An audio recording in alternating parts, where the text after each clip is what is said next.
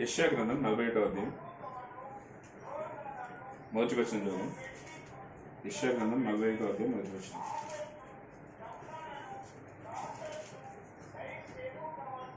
ద్వీపములారా నా ఎదుట మౌనంగా నుండుడి, జనములారా నూతన బలము పొందుడి. వారు నా సన్నిధికి వచ్చి మాట్లాడవలెను, వాద్యము తీర్చుకొనుటకు మనము కూడుకొందము రండి. జనములారా నూతన బలం పొందుడి. ఇప్పుడున్న బలము సరిపోవట్లేదు కాబట్టి నూతన బలం పొందుకోవాలి అని దేవుడు మనతో మాట్లాడుతున్నాడు. నేను ఇప్పుడు మంచిగా ఉన్నా, బాగానే దేవుని మార్గంలో నడుస్తున్నా, బాగానే ఉన్నా అని అనుకుంటున్న వాళ్ళకి దేవుడు చెప్తున్న మాట ఏంటంటే, నూతన బలం మీరు పొందుకోవాలి, ఇంకా బలం మీకు కావాలి అని దేవుడు చెప్తున్నాడు. వాళ్ళు ఏం చేయాలంటే, మరి వారు నా సన్నిధికి వచ్చి మాట్లాడవలెను, ప్రార్థన చేయాలి, నా సన్నిధికి రావాలి. ఎవరితోనో ప్రార్థన చేయించుకోవడం కాదు, మాటి మాటికి వాళ్ళు నా సన్నిధికి వచ్చి ప్రార్థన చేసుకోవాలి. వేరే వాళ్ళతో కూడా చేయించుకోవాలంటే చేయించుకోవచ్చు. కానీ ఇక్కడ దేవుడు చెప్తున్న మాట ఏంటంటే, మొట్టమొదట మీరు నా దగ్గరికి వచ్చి నాతో మాట్లాడండి, వ్యాజ్యము తీర్చుకున్నట్టుకు మనము కూడుకుందాము రండి. మీకు మాకు మధ్య ఉన్నటువంటి ఆ వ్యాజ్యాన్ని, ఆ యొక్క వివాదాన్ని మనం పరిష్కరించుకుందాము. ఆ కొట్లాటని, ఆ కొట్లాటని, ఆ వివాదాన్ని మనం తీర్చుకుందాము రండి అని దేవుడు చెప్తున్నాడు. కాబట్టి దేవుడు ఒక ప్రపోజల్ మనకు పంపిస్తున్నాడు, మనం అర్థం చేసుకోవాలి. ఒక ప్రపోజ్ చేస్తున్నాడు, ఒక ప్రపోజల్ పంపిస్తున్నాడు. నీకు నాకు మధ్య వ్యాజ్యం ఉంది కదా, దాన్ని తీర్చుకుందాము రండి, నాతో వచ్చి మాట్లాడండి, మీకు ఈ బలం సరిపోదు, నూతన బలం కావాలి అని దేవుడు మీతో మాట్లాడుతున్నాడు, మనందరితో మాట్లాడుతున్నాడు. మరి మనం ఏం చేయాలి? నా బలం నాకు ఎక్కువ ఉంది, మనం సరిపోతాయని అనుకోవడం కాదు.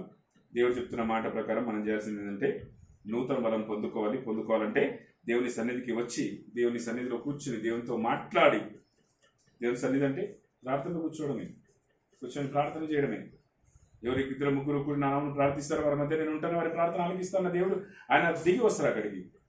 కాబట్టి ఆయనతో మాట్లాడి, ప్రభా ఇది నా పరిస్థితి, ఇది నా స్థితి, ఈ విషయంలో నేను బాగవ్వాలనుకుంటున్నా, ఈ విధంగా నేను చేయాలనుకుంటున్నా అని నువ్వు మాట్లాడు దేవునితో.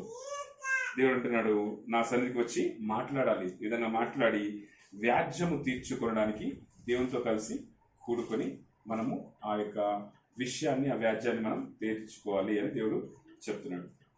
ఆ వ్యాజ్యాన్ని మనం తీర్చుకుందాము, మనం కూడుకుందాము రండి అని ఎంత ప్రేమతో దేవుడు పిలుస్తున్నాడు. మనం ఎంత పాపులమైనా దేవునికి తెలుసు, ఎంత భయంకర పాపులమో మనకు దేవునికి తెలుసు. కానీ దేవుడు అంటున్నాడు, రండి మన వ్యాజ్యం తీర్చుకుందాం, రండి నీకు నాకు మధ్య ఉన్న ఏం కొట్లాడునో ఆ వివాదం ఏదో తీర్చేసుకుందాం, చాలా ఇంకా నువ్వు అనుభవించినవి కదా, ఇప్పుడన్నారా వచ్చి కూర్చుని మాట్లాడు, మనము దాన్ని తీర్చుకుందామని దేవుడు చెప్తాడు.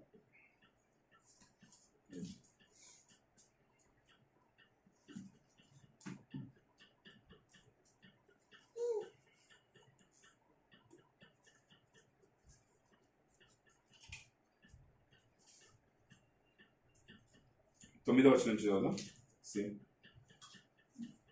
భూదిగంధముల నుండి నేను ఎనిమిది నుంచి నా సేవకుడైన ఇశ్రాయేలు, నేను ఏర్పరచుకునే యాకోబు, నా స్నేహితుడైన అబ్రహాము సంతానము, భూదిగంధముల నుండి నేను పట్టుకొని దాని కొన నుండి పిలుచుకున్నవాడా, నీవు నా దాసుడవనియు, నేను నిన్ను ఉపేక్షింపక ఏర్పరచుకొంటిననియు నేను నీతో చెప్పి ఉన్నాను. నీకు తోడై ఉన్నాను, భయపడకుము, నేను ఈ దేవుడై ఉన్నాను, దిగులు పడకుము, నేను నిన్ను బలపరుతును, నీకు సహాయం చేయువాడను నేనే, నీతి అను నా దక్షిణహస్తంతో నిన్ను ఆదుకుంటాను. ఇక్కడ దేవుడు ఏం మాట్లాడుతున్నా అంటే, నా సేవకుడైన ఇశ్రాయేలు, నేను ఏర్పరచుకున్న యాకోబు, నా స్నేహితుడైన అబ్రహాము సంతానమా.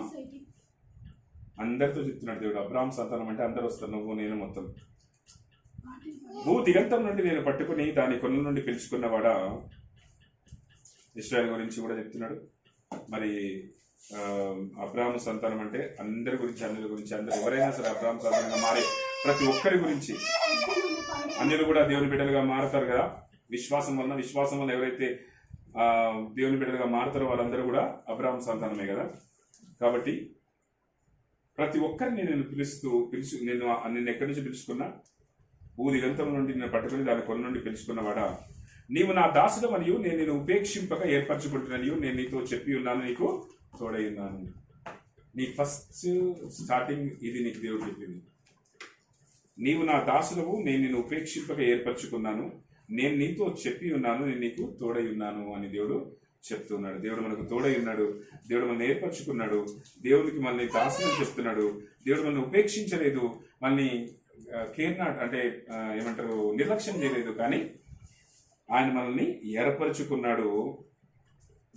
నేను నీతో చెప్పి ఉన్నాను, నీకు తోడై ఉన్నాను, భయపడకము నేను నీ దేవుడనై ఉన్నాను, దిగులు పడకము నేను నిన్ను బలపరతును అని దేవుడు చెప్తున్నాడు. ఇటువంటి నేను నీకు సాయం చేయబడను నేనే, నీతి అను నా దక్షిణాస్తంతో నిన్ను ఆదుకొందును. ఇలాంటి స్థితిలో నువ్వు దేవుళ్ళు అడుగుపెట్టినావు. ఈ స్థితిలో దేవుడు ఇటువంటి కాపుదల్లో నువ్వు తనలోకి తీసుకొని ఇటువంటి కాపుదలు ఇచ్చినాడు. కానీ ఈరోజు నువ్వు ఎట్లున్నావు మరి? ఎందుకు నీ మీద విపరీతమైన దాడి జరుగుతుంది సాతాను ద్వారా? ఎందుకు నీ మీద అంత భయంకరమైనటువంటి ఆ యొక్క వ్యతిరేకత వస్తుంది? లోకంలో కానీ బయట కానీ ఎక్కడ చూసినా కూడా దేవునితో కూర్చున్నప్పుడు కానీ నీ వ్యతిరేకతలన్నీ తెలియజేయబడుతున్నాయి. ఎందుకు? నీ యొక్క నువ్వు చేసిన తప్పుడు రాంగ్ పనులు పాపాలన్నీ ఎందుకు తెలియజేయబడుతుంది అంటే దేవుడు ఇచ్చినటువంటి గొప్ప కృపను కోల్పోయి వెనక్కి తిరిగి మళ్ళీ ఏమనుకుంటున్నాం? మన బలం మనకు సరిపోదు అనుకుంటున్నాం. కాబట్టి దేవుడు అంటున్నాడు, నువ్వేం చేయాలి? ఇటువంటి స్థితిలో నేను నిన్ను ఎన్నుకున్నాను కాబట్టి నువ్వు ధైర్యంగా ఉండు, నేను నీకు సహాయం చేస్తా, నువ్వు తిరిగి నా దగ్గర రావాలి, మనం కూడుకొని వ్యాజ్యాన్ని తీర్చుకోవాలి. నువ్వు ఎలాంటి వాడు అంటే నువ్వు నా తిరిగి మళ్ళీ ఇట్లాంటి స్థితికి నువ్వు రావాలని దేవుడు కోరుకుంటున్నాడు. నువ్వు నా దాసుడు మరియు నేను ఉపేక్షింపక ఏర్పరచుకుంటున్నాను, నేను నీతో చెప్పి ఉన్నాను, నీకు తోడై ఉన్నాను, భయపడొద్దు, నేను నీ దేవుడిని, దిగులు పడొద్దు, నేను నిన్ను బలపరుస్తా, నీకు సాయం చేస్తా, నీతి నా దక్షిస్తుంది, నిన్ను ఆదుకుంటా అని చెప్తున్నాడు. భయపడాల్సిన అవసరం లేదు. ఇప్పుడు నేను పడిపోయినా కదా, ఇప్పుడు ఎట్లాంటి పరిస్థితి వస్తుందో నాకు అని భయపడాల్సిన అవసరం లేదు. కానీ నువ్వేం చేయాలి? ఆయన దగ్గరికి వెళ్ళి ఆయనతో నీ వ్యాజ్యాన్ని తీర్చుకోవాలి, ఆయనతో కూడి నీ వ్యాజ్యాన్ని తీర్చుకోవాలి. నీ బలము సరిపోవట్లేదు, నా దగ్గరికి రా అని దేవుడు చెప్తున్నాడు. ఆయనతో మాట్లాడమని చెప్తున్నాడు. ఆయనతో ప్రార్థన చేసి ఆయనతో కూడి మన వ్యాజ్యాన్ని తీర్చుకుంటే, నువ్వు అలా తీర్చుకుంటే మనము భయపడాల్సిన అవసరం లేదు. ఎందుకంటే మనము ఆయన దాసులం, ఆయన ఏర్పరచుకున్నాడు మనల్ని, ఆయన మనతో చెప్పి ఉన్నాడు తోడై ఉంటాని. ఇప్పటికీ నీతో నాతో అందరితో ఆయన తోడుగా ఉన్నాడు. కాబట్టి ఎన్ని సమస్యలు వచ్చినా నువ్వు నిలబడున్నావు ఈ భూమి మీద. ఎందుకంటే ఆయన చెప్పిన మాట నిలబెట్టుకునే దేవుడు కాబట్టి భయపడద్దు, నేను నీకు దేవుడిని ఉన్నానని చెప్తున్నాడు. దిగులు పడద్దు, నేను బలపరుస్తా. తిరిగి నువ్వు బలహీనంలో పడిపోయినాయేమో, తిరిగి నిన్ను బలపరుస్తా. కాబట్టి నువ్వు ధైర్యంతో ఉండు, భయపడద్దు, దిగులు పడద్దు అని చెప్తున్నాడు. నీకు సహాయం చేయబడను నేనే. ఏ మనిషి కాదు, ఏ వస్తువు కాదు, ఏ పరిస్థితి కాదు, ఏ డబ్బు కాదు, ఏది సాయం చేయదు నీకు. నువ్వు కొనుక్కునే కొత్త బట్టలు చూసి, నువ్వు వేసుకునే కొత్త నగలు చూసి ఎవరు నీకు సాయం చేయరు. నీ డబ్బు నీకు సాయం చేయదు. నీకు సాయం చేయవలసేవాడు దేవుడు మాత్రమే. నీతి అన్న నా దక్షిణాస్తంతో నిన్ను ఆదుకుంటాను, నీతి అన్న నా దక్షిణాస్తంతో నిన్ను ఆదుకోబోతున్నా అని దేవుడు చెప్తున్నాడు. ఇవన్నీ ఎవరికి చెప్తున్నాడంటే, ఎవరైతే దేవునిలోకి వచ్చి తిరిగి పడిపోతున్నారో వాళ్ళతో దేవుడు మాట్లాడుతూ చెప్తూ ఉన్నాడు. నీ మీద కోపడిన వారందరూ సిగ్గుపడి విస్మయం పొందెదరు, నీతో వాదించి వారు మాయమై నశించిపోదురు. దేవుడు గద్దించి చెప్పిన మాటలు మాట్లాడిన వాళ్ళ గురించి కాదు ఇది. మనకు వెంటనే ఒక అవిశ్రాయికత ఉంటాయి. ఆశవు ఇట్లనే వాళ్ళ గురించి కాదు. నువ్వేం తప్పు చేసినావో, నువ్వేం పాపం చేసినావో, నువ్వేం రాంగ్ చేసినావో ఆ విషయాన్ని బట్టి ఖచ్చితంగా దేవుడు నిన్ను గద్దిస్తాడు, సరి చేస్తాడు. అది సేవకుని ఉపయోగించుకుంటాడు, కొన్ని పరిస్థితులు ఉపయోగించుకుంటాడు, కొన్ని శిక్షలు ఉపయోగించుకుంటాడు, కొన్ని మనుషులను ఉపయోగించుకుంటాడు, కొన్ని వస్తువులు ఉపయోగించుకుంటాడు, ఏమైనా చేస్తాడు. కాబట్టి ఇక్కడ చెప్పే దేవుడు ఆ సేవకులు, నిన్ను సరి చేసిన సేవకుల గురించి కాదు, నిన్ను సరి చేసే దేవుడి గురించి కాదు, నిన్ను సరి చేయబడే పరిస్థితుల నుంచి కాదు చెప్పేది. నువ్వు దేవునికి వ్యతిరేకంగా అవ్వడం వల్ల నువ్వు కొన్ని సమస్యలు తెచ్చుకున్నావు. కొంతమంది నీ మీద కోపడాల్సి వచ్చింది. తర్వాత నీతో వాదించే వాళ్ళు లేవనెత్తబడాల్సి వచ్చింది. ఓకేనా? నీతో కలహించువారు నీకు ఎదురవ్వాల్సి వచ్చింది. అట్లాంటి పరిస్థితులు నువ్వు ఉన్నావు. కాబట్టి దేవుడు ఇప్పుడు చెప్తున్నాడు, ఇప్పుడు నిన్ను క్షమించి నీకు సాయం చేస్తా తిరిగి నేను. కాబట్టి ఇప్పుడు నీ మీద కోపడిన వారందరూ సిగ్గుపడి విసిరి పొందుతారు, నీతో వాదించి వారు మాయమై నశించిపోతారు, నీతో కలహించి వారు నీవు వెదకుదువు గాని వారిని కనుగొనలేకపోదువు, నీతో యుద్ధం చేయవారు మాయమైపోదురు, అభావులవుదురు అని దేవుడు చెప్తున్నాడు. ఇన్ని రోజులు నువ్వు దేవుడు వ్యతిరేకంగా ఉండడం వల్ల యుద్ధాలు ఫేస్ చేసినావు, కలహాలు ఫేస్ చేసినావు, కోపపడినారు వేరే వాళ్ళ మీద, నీతో వాదించే వాదనను ఫేస్ చేసినావు. కానీ దేవుడు చెప్తున్నాడు, ఈరోజు నా వైపు తిరిగితే, నాతో కూడి నీ వ్యాజ్యాన్ని తీర్చుకుంటే, ఈరోజు నీతో కలహించేవారు ఇక కనపడరు. నీతో యుద్ధము చేయవారు మాయమైపోతారు, అభావులు అవుతారు. నీతో వాదించేవారు మాయమై నశించిపోతారు. నీ మీద కోప్పడిన వారందరూ సిగ్గుపడి విస్మయం పొందుతారు. నీ దేవుడనైన యెహోవానగు నేను భయపడకము, నేను నీకు సాయం చేస్తానని చెప్పుచు నీ కుడి చేతిని పట్టుకొనిచ్చు. నన్ను పడుతున్న భయం దేవునికి తెలుసు. నువ్వు టెన్షన్ పడుతున్నా, ఆ టెన్షన్ తెలుసు. ఏంది పాపంలో ఉన్నా, నేను ఎట్లా పాపం నుంచి బయటికి రాలేకపోతున్నా, మళ్ళీ పడుతున్నా, నన్ను పడుతున్న భయం తెలుసు. కానీ దేవుడు అంటున్నాడు, నీ గుడి చేయి నేను పట్టుకొని నీకు సహాయం చేసి ఆ పాపంలో జయించే మార్గం చూపిస్తా, విజయ పదంలోకి నడిపిస్తా, నా ద్వారా నువ్వు శక్తిమంతురాలుగా మారుతావు అని చెప్తూ దేవుడు అంటున్నాడు, నీ కుడి చేతి నేను పట్టుకుంటున్నా, భయపడద్దు, నేను నీకు సాయం చేస్తా అని దేవుడు చెప్తున్నాడు. పురుగు వంటి యాకోబు, స్వల్ప జనము ఇశ్రాయేలు, భయపడుకుని నేను నీకు సహాయము చేయించున్నాను. దేవుడు సాయం చేస్తే ఇక స్వల్పమే ఉండదు, అక్కడ స్వల్పం ఉండేటోళ్ళు అధికమైపోతారు. కాబట్టి నువ్వు స్వల్పమేమో, కానీ నేను నీకు సాయం చేస్తా, నువ్వు భయపడొద్దు అని దేవుడు చెప్తున్నాడు అని యెహోవా సెలవిచ్చున్నాడు. నీ విమోచకుడు ఇశ్రాయేలు పరిశుద్ధ దేవుడే. నీ విమోచకుడు ఇశ్రాయేలు పరిశుద్ధ దేవుడే. నీ విమోచకుడు నీ డబ్బు కాదు. నీ విమోచకుడు నీకు తెలిసిన నీ బంధువులు, రక్తమిగో, మీ అన్నను, మీ నాయనను, మీ అమ్మను, మీ అక్కను, మీ భర్తను, మీ భార్యను కాదు. నీ విమోచకుడు పరిశుద్ధ దేవుడైన యేసు క్రీస్తు ప్రభు యెహోవా దేవుడు, ఆ యొక్క పరిశుద్ధాత్మ త్రియేక దేవుడు మాత్రమే. కాబట్టి ఇక నుంచి మనము దేవుని మీద ఆధారపడాలి. మన తప్పులు పాపలు ఒప్పుకొని నేను ఎట్లా చేయించాలి క్వశ్చన్ అడుగుతున్నావు కదా, దానికే దేవుడు ఆన్సర్ చెప్తున్నాడు.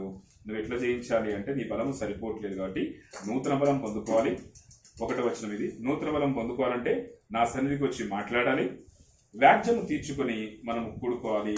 అప్పుడు మనం కూడుకొని వ్యాజ్యం తీర్చుకుంటే, మరియు నాతో మాట్లాడితే మనం కూడుకొని వ్యాజ్యం తీర్చుకుంటాం, అప్పుడు నూతన బలం పొందుకుంటావు. అప్పుడు నా సహాయం నీకు ఉంటుంది. తిరిగి ఈ 10వ వచనం నుంచి చెప్పిన ప్రతి 10 నుంచి ఆ యొక్క 14వ వచనం వరకు చెప్పినటువంటి ఆ ప్రతి ఆశీర్వాదం నీకు నా ద్వారా వస్తుందని దేవుడు నీతో తిరిగి మాట్లాడుతున్నాడు. వాటిని ఇవన్నీ కోల్పోయినా, నేను ఇంతకుముందు అట్లున్నా, ఇప్పుడు ఏంటి ఇట్లా అయిపోయినా, ఇట్లా అంటున్నా, నీకు దేవుడు ఇస్తున్న ఆన్సర్. వాటి దేవుని వైపు తిరిగి దేవునికి ఇష్టంగా బ్రతకాలని దేవుడు మాట్లాడుతున్నాడు. ఇంకా వచనాలు ఉన్నాయి, 15-16 వచనాల్లో కూడా దేవుడు ఇచ్చే ఆశీర్వాదాలు ఉన్నాయి. కానీ దానికి తగినట్లుగా మనం జీవిస్తూ, దానికి తగినట్లుగా దేవుని కొరకు పోరాడుతూ ఉంటేనే ఈ ఆశీర్వాదాలు సొంతం చేసుకుంటాం. అందుకే దేవుడు ఏమన్నాడు, నా దగ్గరికి వచ్చి వ్యాజ్యం తీర్చుకోండి అన్నాడు, నాతో మాట్లాడండి, నాతో ప్రార్థన చేయండి అని అన్నాడు. అవి చేయకుండా మీకు ఇవన్నీ ఆశీర్వాదాలు రావు. కండిషన్ అది. నీ పాపాలు ఒప్పుకొని క్షమాపణకి దేవుని వైపు తిరిగి దేవునితో మాట్లాడి నీ వ్యాజ్యాన్ని తీర్చుకోవాలి. అవును ప్రభా, నేను పాపం చేసిన క్షమించని అడగాలి, దేవుని వైపు తిరగాల. అప్పుడు దేవుడు నీకు తిరిగి సాయం చేస్తాడు. ఇదే మనకు యెషయా గ్రంథం 41వ అధ్యాయంలో రాయబడింది. మొదటి వచనంలో ఫస్ట్ అవి రాయబడింది. తర్వాత 10 నుంచి 16 వరకు కూడా దేవుడిచ్చే ఆశీర్వాదాలు, నువ్వు తిరిగి దేవునిలోకి వస్తే దేవుడిచ్చే ఆశీర్వాదాలు నీ గురించి రాయబడ్డాయి. కాబట్టి ఇది గుర్తుంచుకొని దేవుని వైపు తిరగాలని ఇక్కడ మనందరినీ వింటున్న ప్రతి ఒక్కరిని దేవుడు కోరుకుంటున్నాడు. రైట్, ఈ విషయం అయిపోయింది. ఇప్పుడు లూకాసు వార్త 11వ అధ్యాయం.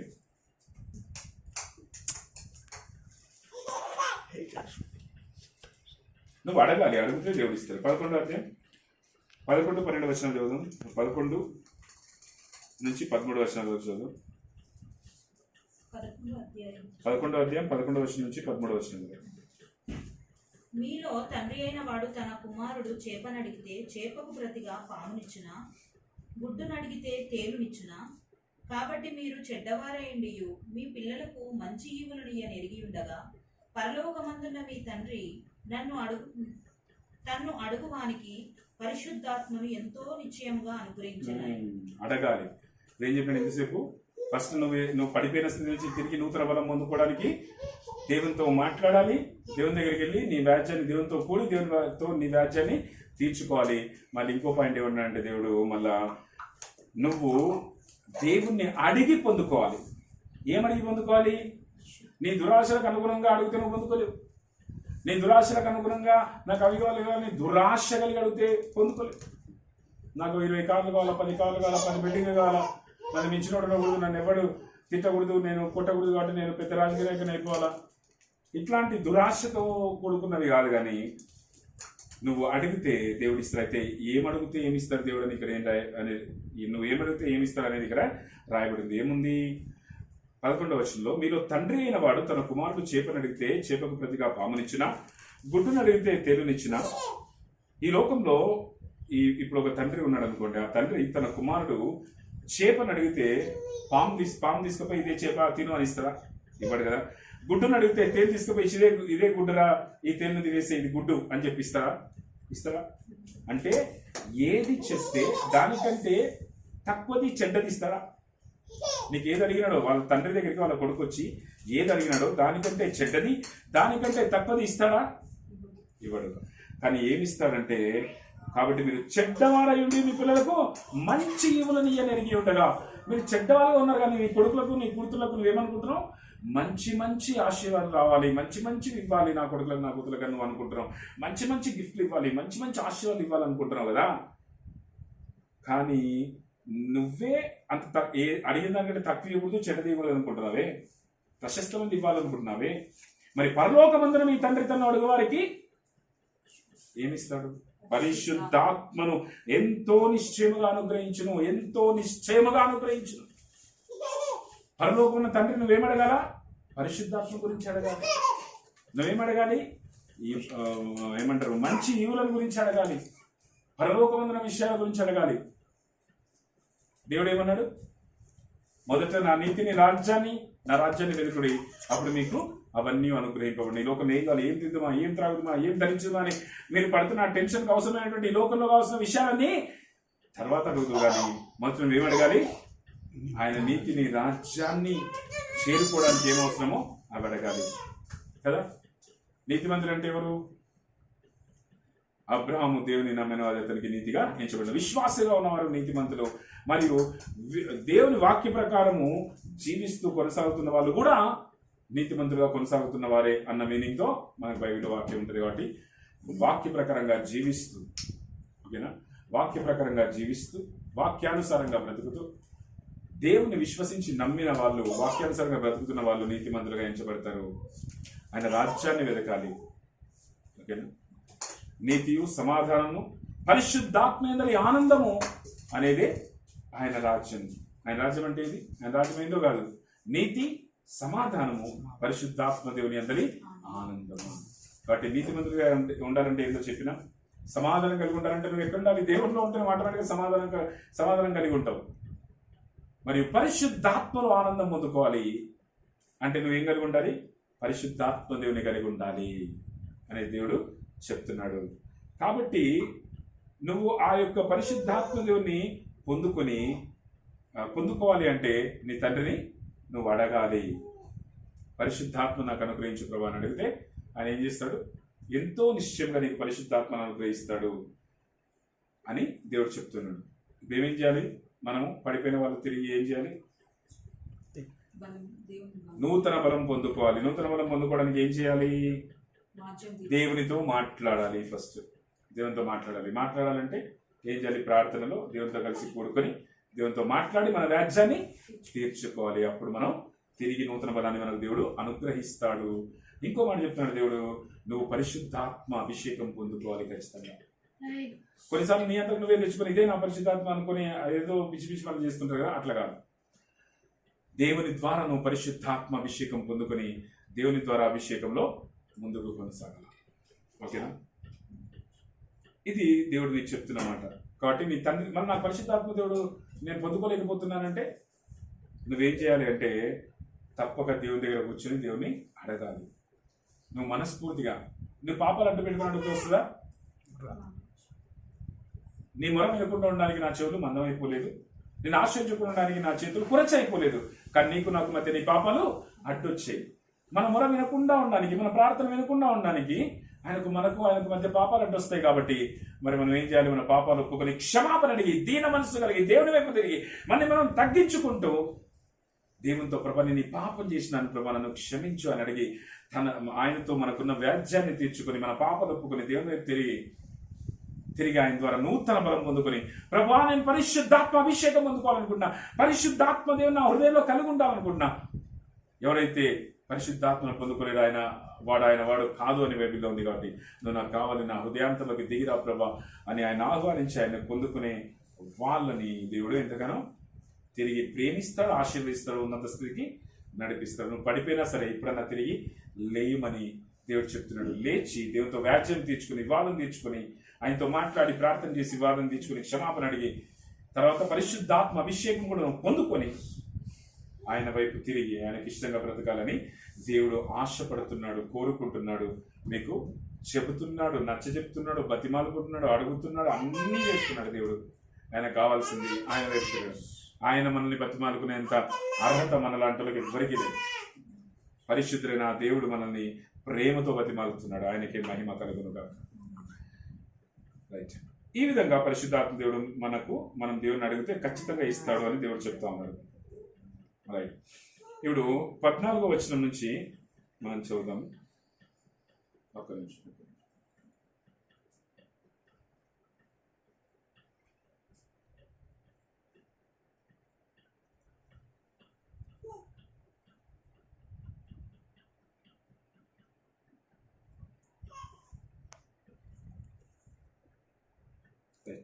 చదువు 14 నుంచి చదువు. 14వ వచనం నుంచి 19వ వచనం చదువు. ఒకప్పుడు ఆయన మూగ దయ్యమును వెళ్ళగొట్టుచుండెను. ఆ దయ్యము వదిలిపోయిన తర్వాత మూగవాడు మాటలాడెను గనుక జనసమూహములు ఆశ్చర్యపడారు. అయితే వారిలో కొందరు, వీడు దయ్యములకు అధిపతి అయిన బయల్జెబూలుల వలన దయ్యములను వెళ్ళగొట్టుచున్నాడని చెప్పుకొనిరి. మరికొందరు ఆయనను శోధించుచు పరలోకం నుండి ఒక సూచన క్రియను చూపుమని ఆయనను అడిగిరి. ఆయన వారి ఆలోచన ఎరిగి వారితో ఇట్లనెను, తనకు తానే వ్యతిరేకముగా వేరుపడిన ప్రతి రాజ్యమును పాడైపోవును, తనకు తానే విరోధమైన ఇల్లు కూలిపోవును. సాతానును తనకు వ్యతిరేకముగా తానే ఏర్పడిన ఎడల వారి రాజ్యం ఎలాగూ నిలిచెను? నేను బయల్జెబూలు వలన దెయ్యములను వెళ్ళగొట్టుచున్నానని మీరు చెప్పుచున్నారే. నేను బయల్జెబూలు వలన దయ్యములు వెళ్ళగొట్టుచున్న ఎడల మీ కుమారులు ఎవరి వలన వెళ్ళగొట్టుచున్నారు? అందుచేత వారే మీకు తీర్పరులై ఉందురు. ఒకనొక సమయంలో దేవుడు ఏం చేశాడంటే ఒక మూగ దయ్యంను వెళ్ళగొట్టినాడు. వెళ్ళగొడుతున్నప్పుడు ఆ దయ్యం అతన్ని వదిలిపెట్టి పారిపోయింది. ఆ మూగవాడు మాట్లాడడం మొదలుపెట్టినాడు కనుక జనసమూహంలో ఆశ్చర్యపోయినాడు. ఒక అద్భుత కార్యం దేవుడు చేసింది. అయితే వాళ్ళు కొందరు అసూయపరులు ఉంటారు కదా, కొందరు అసూయపడతారు. దేవుడు ఆ కార్యాలు చేస్తుంటే చూసి తట్టుకోలేరు. ఏ మనిషిని చూసినా ఆశ్చర్యపడతారు. ఏ మనిషి ఆశీర్వించబడుతున్నా, ఏ మనిషి ఇతరులను ఆశీర్వదిస్తున్నా, ఇతరులకు ఆశీర్వకరంగా ఉన్నా తన ఆశీర్వించబడుతున్నా తట్టుకోలేని కొంతమంది ఉంటారు. వాళ్ళు ఏమంటున్నారంటే, అయితే వారిలో కొందరు, వీడు దయ్యములకు అధిపతి అయిన బయల్జెబూలు వలన దయ్యములను వెళ్ళగొట్టుచున్నాడని చెప్పుకోండి. ఎంత నెగిటివ్ స్ప్రెడ్ చేస్తారు తెలుసా సాతాను గారు? ఎంత నెగిటివ్ స్ప్రెడ్ చేస్తారంటే అక్కడ దేవుడు ఒక మూగ దయ్యాన్ని వెళ్ళగొట్టి అద్భుత కార్యం చేస్తే మూగవాడు మాట్లాడుతూ ఉంటే అక్కడ కొంతమంది అనుకుంటున్నారు దయ్యములకు అధిపతి అయిన బయల్జెబూలు వలన దయ్యాలను వెళ్ళగొట్టుచున్నాడని చెప్పుకోండి. ఎందుకు వచ్చింది ఆ థాట్? ఎందుకు వస్తుంది వాళ్ళకి ఆ థాట్? ఆ బయల్జెబూలకు సంబంధించిన వాడు ఎవడో కూడా వాళ్ళలో ఉన్నాడు కాబట్టి వాళ్ళకి ఆ థాట్స్ ఇస్తున్నాడు వాడు. మరికొందరు ఆయనను శోధించుచు పరలోకం నుండి ఒక సూచక్రియను చూపమని ఆయన అడిగిరి. ఈయన ఈ క్రియ చేసినాడు కదా, పరలోకం నుండి సూచక్రియ చూద్దాం అని మళ్ళీ శోధిస్తూ అడుగుతున్నారు. ఆయన ఎంత భయంకర మనుషులు లోకంలో ఉన్నారో చూడండి. ఆయన వారి ఆలోచనలను ఎరిగి వారితో ఇట్లా వాళ్ళ ఆలోచనలన్నీ తెలుసు ఆయనకు. తెలుసుకొని ఆయన ఏమంటున్నాడంటే, తనకు తానే వ్యతిరేకంగా వేరుపడిన ప్రతి రాజ్యమును పాడైపోను, తనకు తానే విరోధమైన ఇల్లు కూలిపోను. సాతాను తనకు వ్యతిరేకంగా తానే వేరుపడిన ఎడల వాని రాజ్యం ఎలాగూ నిలుచును? నేను బయల్జెబూలు వలన దయ్యములను వెళ్ళగొట్టుచున్నానని మీరు చెప్పుచున్నారే. నేను బయల్జెబూలు వలన దయ్యములను వెళ్ళగొట్టుచున్న ఎడల మీకు వాళ్ళు ఎవరి వల్ల వెళ్ళగొట్టుచున్నారు? అందుచేత మీకు మీరే తీర్పరులై ఉందురు అని అంటున్నాడు. ఏదైనా సరే తనకు తానే వ్యతిరేకంగా వేరుపడింది అనుకో, ఒక రాజ్యం ఎట్లుంటుంది? రాజ్యం ఉంది, ఫర్ ఎగ్జాంపుల్ ఇప్పుడు ఒక దేశం ఉంది, ఆ దేశం తనకు తానే వేరైపోయి ఒక 10 పార్ట్స్ అయిపోయింది అనుకో, ఈజీగా దాన్ని నాశనం చేసేవాళ్ళు చాలా చుట్టుపక్కల దేశాలు వచ్చి నాశనం చేసేస్తాయి కదమ్మా. కాబట్టి తనకు తానే వేరుపడితే, ఒక రాజ్యము తనకు తానే వేరుపడితే వ్యతిరేకంగా ఉంటే ఆ వేరుపడిన ప్రతి రాజ్యం పాడైపోతుంది కదా. తనకు తానే విరోధంగా ఉన్న ఇల్లు కూలిపోతుంది కదా. ఇంట్లో ఉన్న వాళ్ళు కానీ ఇల్లు కానీ వేరు అయిపోతే ఏమవుతుంది? తనకు తానే ఇల్లు వేరు అయిపోయింది అనుకో, సపరేట్ భాగాలు కూలిపోతుంది ఇల్లు అంతమ్మా. మరి అట్లనే సాతాను కూడా తనకు వ్యతిరేకంగా తానే వేరుపడితే వారి రాజ్యం ఎట్లా నిలుస్తుంది? ఇప్పుడు నేను బయల్జెబూలు వాళ్ళని వెళ్ళగొడుతున్నా అంటున్నాను కదా, నేనేం వెళ్ళగొడుతున్నా? దయ్యాన్ని వెళ్ళగొడుతున్నా. దయ్యమే వెళ్ళగొడితే, ఒకవేళ దయ్యమే వెళ్ళగొడితే వారి రాజ్యం ఎట్లా నిలబడుతుంది? సైతాన్ రాజ్యం. అది దేవుడు చెప్తున్నాడు. నన్ను బయలుదేరి వల్ల నిలగొట్టినా అంటున్నారు కదా, నేను సైతాన్ ద్వారా నిలగొట్టినా అంటున్నారు కదా, మరి సాతాను నిలగొడితే సాతాన్ని ఎట్లా నిలబడతారా? పిచ్చోళ్ళారా, తెలియలేని వాళ్ళారా అంటున్నాడు దేవుడు. ఏం మాట్లాడుతున్నాడు, బుద్ధి ఉందా మీకు అని అంటున్నట్టుగా నాకు అనిపిస్తుంది. అక్కడ అనలేదు కానీ చెప్తున్నాను.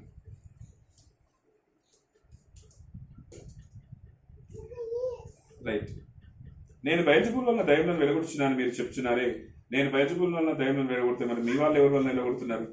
నేను బయటపూర్ వల్ల నిలబడితే మరి మీ వాళ్ళు కూడా బయటపూర్ వల్ల నిలబడినట్టే. మీకు మీరే తీర్పు తీర్చుకుంటున్నారు. ఓకేనా? మీ పిల్లలు ఎవరి వల్ల నిలబడుతున్నారు? మరి మీకు మీరే తీర్పు తీర్చుకుంటున్నారు. అయితే నేను దేవుని వ్రేలుతో దయ్యములను వెళ్ళగొట్టిన ఎడల, దేవుని ద్వారా, దేవుని శక్తితో, దేవుని బలముతో, దేవుని ద్వారా నేను దయ్యాన్ని వెళ్ళగొడితే గనక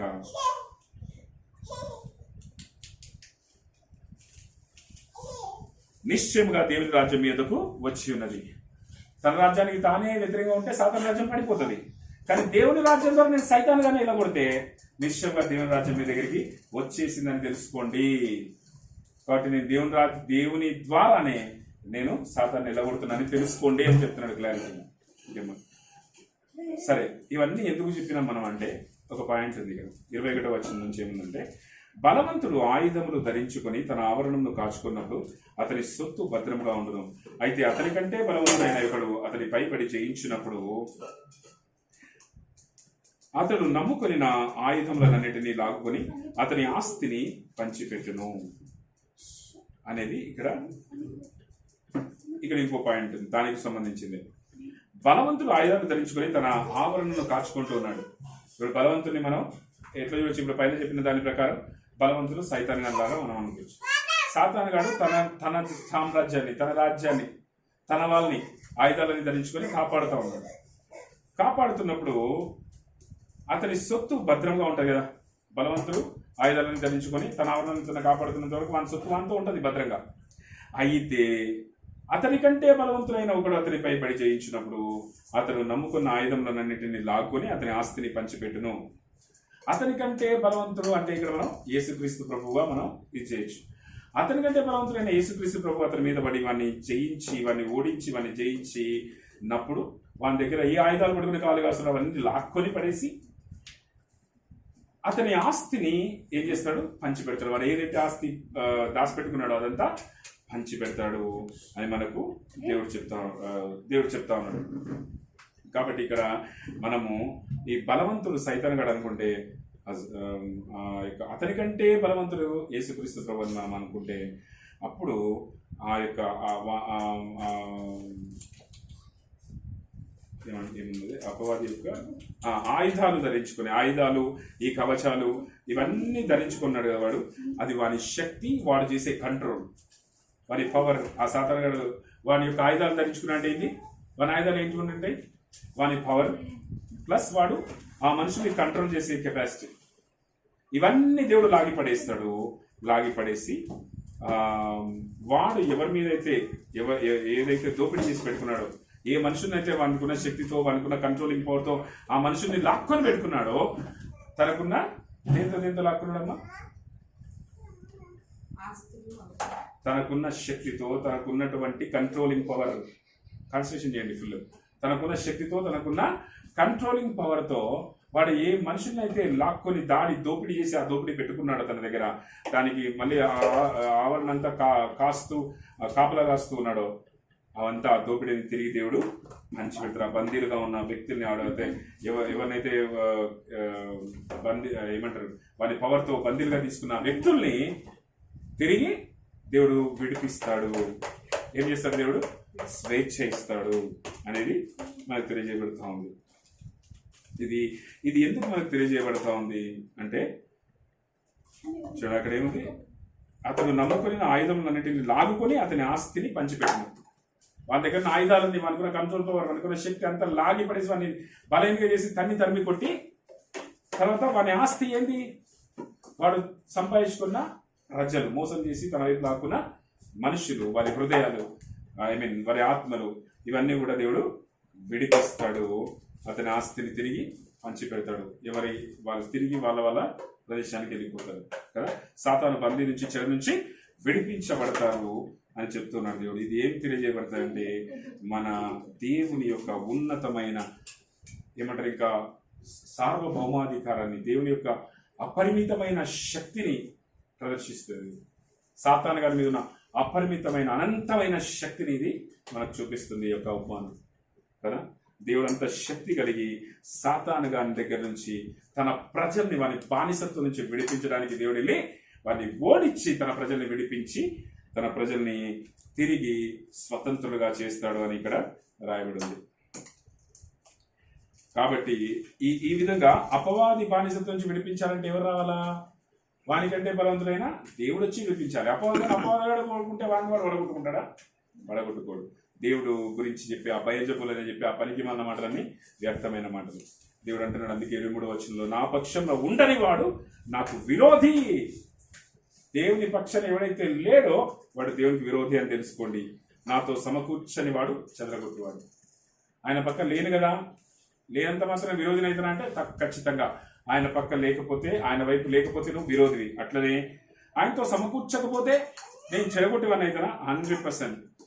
నువ్వు ఆయనతో సమకూర్చేవాడిగా ఉండాలి. ఆయన ప్రజలందరినీ ఎట్లా సమకూర్చుకొని తన ఆత్మల్ని తన వైపు సమకూర్చుకుంటున్నాడో, మంచి విషయాలని సమకూర్చి అందరికి ఇస్తున్నాడో, అట్లా నువ్వు కూడా అనేకమైన మనుషుల్ని దేవుని వైపు తిప్పడానికి సమకూర్చడానికి ఉపయోగించబడాలా. ఒకవేళ నువ్వు ఆయనతో కలిసి సమకూర్చకపోతే నువ్వు కూడా చెదరగొట్టు వాడి కిందనే వస్తావు. నేను ఇక్కడ చెదరగొట్టినట్లు లెక్క. నువ్వు సమకూర్చకపోతే చెదరగొట్టబడుతుంటే నువ్వు చూస్తున్నావు అంటే అది చెదరగొట్టడానికి నువ్వు కూడా డైరెక్ట్గానో ఇండైరెక్ట్గానో కారణమైనట్టే, ఇండైరెక్ట్ అయినా సరే. కాబట్టి నువ్వు సమకూర్చకపోతే చెదరగొట్టు వానితో సమానమే. దేవునితో కలిసి నువ్వు సమకూర్చకపోతే చెదరగొట్టు వానితో సమానంగా అవుతావు. కాబట్టి ఈరోజు దేవుడు చెప్తున్న మాట ఏంటంటే, నా కనికరము, దయా, జాలి, సహాయం అన్నీ నీకు వస్తాయి. కానీ నువ్వు తిరిగి నా వైపు తిరగాల, తిరిగి నా దగ్గర రావాలి. ఉత్తుత్త మాటలు మాట్లాడద్దు, పైపై మాటలు మాట్లాడద్దు. నేను వస్తా, నా చేత నన్ను మించిన వాళ్ళు ఉత్తుత్త మాటలు మాట్లాడి తిరిగి పడిపోయి వాల్యూ పోగొట్టుకొని, విలువ పోగొట్టుకొని అందరి ముందు వాల్యూలెస్ మనిషిగా మిగలొద్దు. నిజమైన మాటలు మాట్లాడు, నిజమైన వ్యక్తిత్వం ప్రదర్శించు, నిజమైన క్రియలు చూపించు. నిజంగా నువ్వు దేవుని దగ్గరికి వెళ్ళు, దేవునితో మాట్లాడు, దేవునితో పోట్లాడు, ప్రార్థనలు పాదాలు పట్టుకుని వదలొద్దు. ప్రభువా నన్ను క్షమించని అడుగు, ఆయనతో నీ వ్యాజ్యం తీర్చుకో, ఆయనతో మాట్లాడు. తద్వారా నూతన బలం ఆయన ఇవ్వబోతున్నా, నూతన బలం పొందుకో. నిశ్చయముగా దేవుని మనం పరిశుద్ధాత్మ దేవుడు కావాలని అడిగితే నిశ్చయముగా అడిగిన దానికంటే ఇంకా ఎక్కువగా ఆయన పరిశుద్ధాత్మ దేవుడిని మనకు అనుగ్రహిస్తాడు అని దేవుడు మనతో మాట్లాడుతూ ఉన్నాడు. తర్వాత దేవునితో కలిసి మనము సమకూర్చే వాళ్ళుగా ఉండాలా. పరిశుద్ధాత్మని పొందుకున్న మనం దేవుని చిత్త ప్రకారం నడవాలి, దేవునికి ఇష్టంగా బ్రతకాలి. ఒకవేళ నువ్వు ఈ ఉపమానంలో చెప్పినట్టుగా నువ్వు కూడా సాతాను చేత క్యాప్టివ్, బంధించబడిన మనిషివైతే నువ్వు దేవుని మొరపెట్టు. సాతాను దానికంటే బలవంతుడైన యేసేను మొరపెట్టు. ఆయన పరిగెత్తుకొని వచ్చి నిన్ను ఆ సాతాను గారి నుంచి విడిపిస్తాడు, వాడిని నాశనం చేస్తాడు. వాని దగ్గర నుంచి నిన్ను విడిపించి నిన్ను స్వేచ్ఛ కలిగిన బిడ్డగా చేస్తాడు. మరి నీ స్వేచ్ఛ ఉపయోగించుకొని దేవునితో నడువు, దేవునితో కలిసి సమకూర్చు, దేవునితో కలిసి నువ్వు దేవుని పక్షంలో ఉండు. ఏమంటున్నాడు? నా పక్షంలో ఉండని వాడు నాకు విరోధి. ఇవన్నీ దేవునితో చేయించుకొని దేవుని పక్షం లేకపోతే నువ్వు విరోధివే దేవునికి. కాబట్టి ఇవన్నీ చేయించుకొని ఇవన్నీ పొందుకొని తిరిగి దేవుని పక్షాన్నే ఉండు. ఎప్పటికీ దేవుని పక్షాన్ని ఉండు. నీకు నష్టం రావచ్చు, కష్టం రావచ్చు, వేరే వాళ్ళు తిట్టొచ్చు, అవమానించవచ్చు, బాధించవచ్చు. నువ్వు ఎక్కడ పరిచయం చేస్తున్నావో, ఎక్కడ పని చేస్తున్నావు, ఎక్కడ ఉద్యోగం చేస్తున్నావు, ఎక్కడ వ్యాపారం చేస్తున్నావు, లేదా ఎక్కడ పరిచయం చేస్తున్నావో వాళ్ళే నేను అనొచ్చు. కానీ నువ్వు దానికోసం నిజమైన దేవుని వదిలేసిపోతావా? ఏది నిజమో ఏది అబద్ధమో తెలియకుండా అన్నంత మాత్రం నువ్వు వెళ్ళిపోతావా? నువ్వు వెళ్ళిపోతే ఏమవుతావు? ఆయన పక్షాన్ని విడిచిపెడితే ఆయనకు విరోధిగా అవుతావు. ఆయనతో కలిసి సమకూర్చకపోతే చెదరగొట్టువాని అయిపోతావు, చెదరగొట్టాను అయిపోతావు. వాటి ఇవన్నీ పొందుకున్న నువ్వు చేయాల్సింది చివరికి ఏంటంటే, ఎప్పటికీ నీకు ఏ సమస్య వచ్చినా, ఏ కష్టం వచ్చినా, ఎటువంటి పరిస్థితిలో ఆయన వాక్యాన్ని మీరకూడదు, ఆయన వాక్యాన్ని మీరి ప్రవర్తించకూడదు, మరియు ఆయనకు విరోధిగా మారకూడదు. ఆయన పక్షంలోనే ఉండాలి. నువ్వు ఎంత జరిగినా ఆయన విడిచిపెట్టకూడదు. ఇక రోగాలు రాని, కష్టాలు రాని, శ్రమలు రాని, దుఃఖం రాని, బాధ రాని, ఆవేదన రాని, ఇంట్లో వాళ్ళు తిట్టని, బయట వాళ్ళు తిట్టని, ఎవరేమన్నా వాళ్ళది తప్పు ఉండొచ్చు, వాళ్ళదే కరెక్ట్ ఉండొచ్చు, ఇదే తప్పు ఉండొచ్చు, ఏదన్నా కానీ నీకు తెలియకపోవచ్చు నీ తప్పు, లేదా వాళ్ళే తప్పు ఉండొచ్చు, ఏదన్నా కానీ నువ్వు మాత్రం దేవుని పక్షము విడిచిపెడితే నువ్వు విరోధివి. దేవుని పక్షంలోనే ఉండాలి ఎప్పటికీ. మరియు దేవునితో కలిసి సమకూర్చే వాళ్ళగా మనం ఉండాలి. దేవునితో కలిసి ఆత్మని సమకూర్చాలి. దేవునితో కలిసి దేవుడు చెప్పిన ప్రతి పని చేస్తూ ఉండాలి. అప్పుడు మనం ఏమవుతాం? సమకూర్చే వాళ్ళం అవుతాం దేవునితో కలిసి, కానీ చెదరగొట్టే వాళ్ళం కాము. కాబట్టి సమకూర్చే వాళ్ళంగా ఉండాలి, చెదరగొట్టే వాళ్ళగా ఉండకూడదని.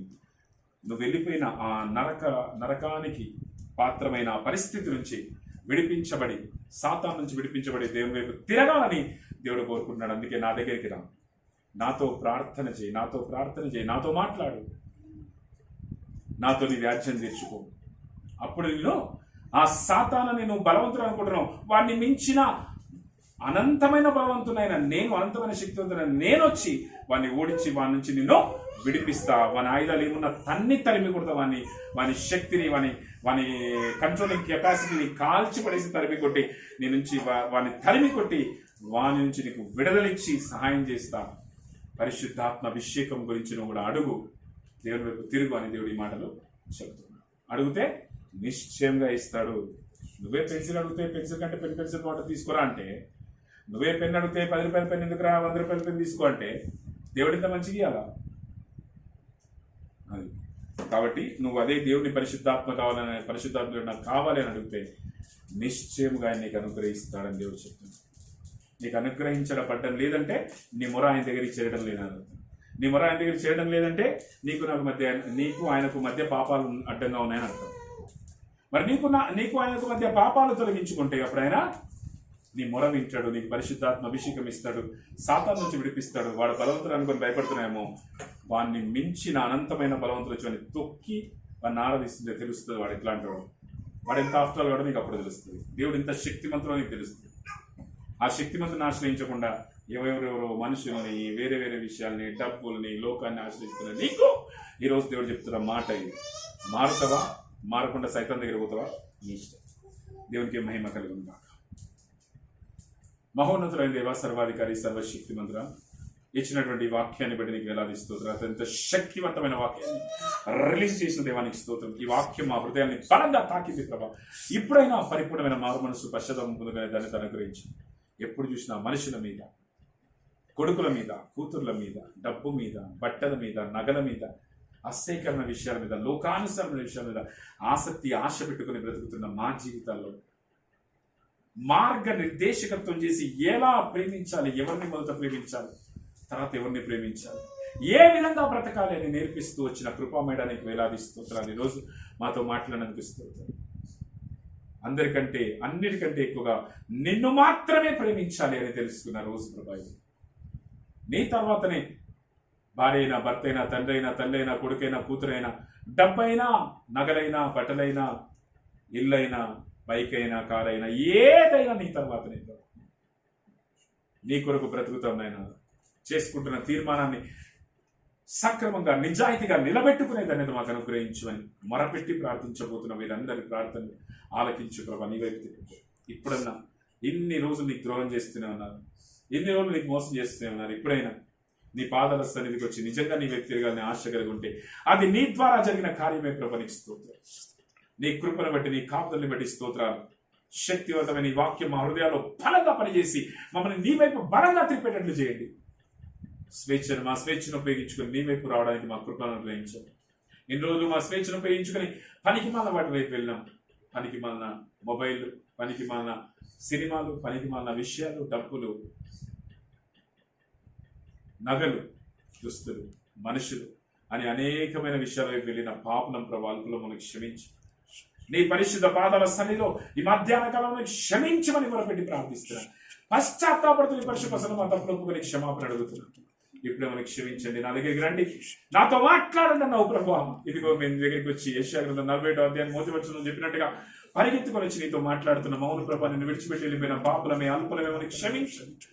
నీ దగ్గరికి పరిగెత్తుకొని వచ్చి నీతో మాట్లాడుతున్నామయ్యా, పాపులమని చెప్తున్నామయ్యా, మనకి క్షమించమని నీ పాదాలు పట్టుకొని భోజనానికి వేడుకుంటూ నీతో వ్యాజ్యాన్ని తీర్చుకోవడానికి నీ పాదాలు పట్టుకొని ప్రార్థిస్తున్నాం ప్రభా. మాకున్న ఈ వ్యాజ్యాన్ని తీర్చు ప్రభా, నీతో ఉన్న వ్యాజ్యాన్ని తీర్చు. మమ్మల్ని సాతాను గారి నుంచి విడుదల అనుగ్రహించు. సాతాను గారిని మన నుంచి తరిమి కొట్టి మా జీవితాల్లోంచి, మా ప్రాణాత్మశల నుంచి, మా పరిస్థితుల నుంచి, మా తలంపుల నుంచి, మా ఇళ్లలోంచి, మా కుటుంబాల నుంచి ప్రతి దురాత్మ చేతబడి చిలంగాత్మల్ని, ప్రతి సాతాన్ని తరిమి కొట్టమని ప్రార్థిస్తున్నాను. గొప్ప విడుదల మాకిమని ప్రార్థిస్తున్నాను. పరిశుద్ధాత్మ అగ్ని అభిషేకం కావాలని ఆశతో అడుగుతున్నాం. పరిశుద్ధాత్మదేవ మాలోకి దిగిరమని ఆశతో ఆసక్తితో అడుగుతున్నాం. అడిగిన వారికి నిశ్చయముగా అనుగ్రహించే దేవుడు నువ్వు సెలవిచ్చిన ప్రభు లూకాసు వార్త 11వ అధ్యాయంలో.